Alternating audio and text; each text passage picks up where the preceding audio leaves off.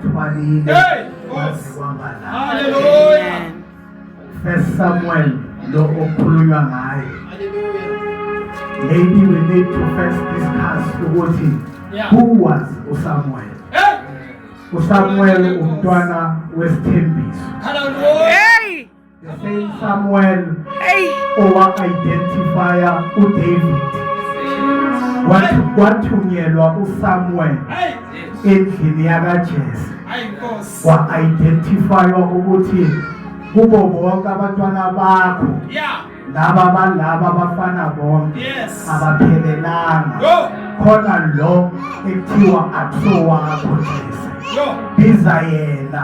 uJese wathi Lord akusowami umntwana lo futhi uyalusa uleyo ukusika inkomo nani naye. But you know that one. Uye bofunakalayo. Anuka. Next. Hallelujah. Nothing. Ayinto nje aphikwa. Nebulana your father wathi hayi akusowami lo mntwana. That was David. Wabizwa yena wathiwa eze la. Wathi makambona uSamuel wathi uye lo oyoba inkosi yamakhosi. uJesu Kristu uvela in that lineage owa-identifywa uSamuel. uSamuel lo entabeni yaseMizimba. eMizimba ama-Israel bewahlulwa before. bewaloka nqotshwa before. kwathandazwa. kwaba ne-thunderstorm. Ama-Philistines adideka. ama-Israel anqoba. kwabekwa ilitshe ekwathiwa Ebeneza. uNkulunkulu wabadlali. kuleyo ndawo leyo la bebawina khona ama-Israyeli bewaloka nqotshwa. awudingi ukusuka eMagabula to be something. awudingi ukusuka eDuduza to be something. Okay, you know mangingahlala esipointi for sure yazi ingqondo yami ngashaya umoya. There's nothing like that. uzowina khona eDuduza. uzoba something khona la eMagabula. You know kunabantu ababiza abanye abantu ukuthi bahluphekile babe bahluphekile. No, the poor calling the poor. uNkulunkulu uyakwazi ukuthatha those who have been called poor by the poor to be something. Hallelujah. kuleyo ndaba leyo bawina aba something. kwabelilitshe kwathiwa Ebeneza.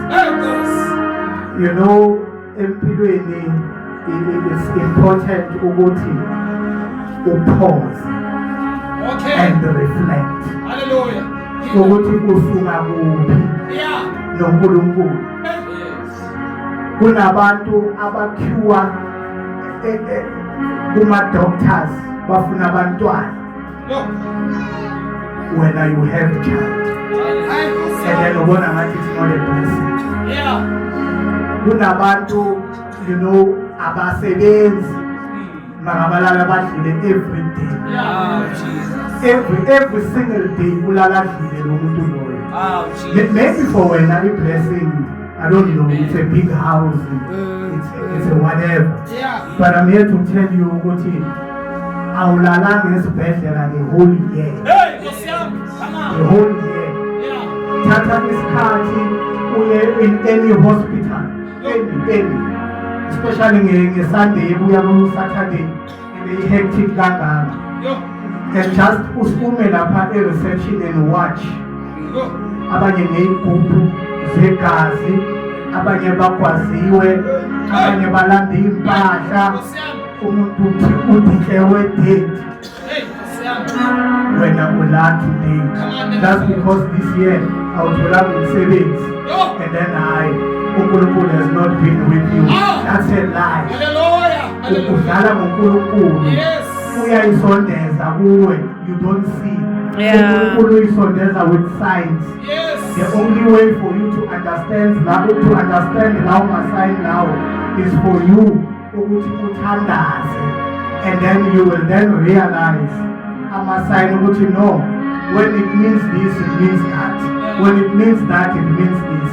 The only way or the only strategy that you can have eyokuthi understand uNkulunkulu ukuthi uthini kuwe, it has to be through a prayer. Bathandaza in that mountain. Amen. Amen. Amen. Abazange bahlala nje bathi hayi uNkulunkulu ivuye uzozibonakalisa. They prayed because uNkulunkulu ufuna umuntu wakhe amthobele. That's the key. Ayikho enye into uNkulunkulu ayifuna kuwe. uNkulunkulu akafuni unikele kangaka usiphathele. uNkulunkulu ufuna ukuthi pray. Kneel down in your corner and pray. Uzobona ama-thunderstorm enzeka, izitha zakho zidideka, uqoba, ukhethwa ukuthi yazi lo aka-qualify for this job, but sizothatha yena. Badideka aba-interviewer ukuthi sifuna yena lo ongana-matric, sifuna yena lo ongana-degree, aphathe abanama-degree. Iyenzeka le nto leyo. It's happening. I know someone very close to me. Osebenza umsebenzi according to amehlo wezwe awudeserve. But according to amehlo kaNkulunkulu uyawudeserve, because every day makasebenza lo msebenzi is preaching the word of God to the people that are working there. I-purpose yakhe akusukuthi ayosebenza laphaya, but i-purpose yakhe is to preach the word of God emafemini, ema-ofisini, kuma-passage wama-ofisi ukuthi uNkulunkulu ukhona and uNkulunkulu uyaphila. Into esiphilelayo. Sikuma-podcast today, we are preaching the word of God unashamedly. Unashamedly. Umuntu akashembe simtshela ebusweni ukuthi you are bowing to an idol. Ebusweni. Here on the face. Emakhamereni. Umuntu wase-ZCC was telling them ukuthi you are bowing an idol. The only name is Christ. The only name is Christ. There's no any other way. And abanye bathi hayi uJesu yindoda.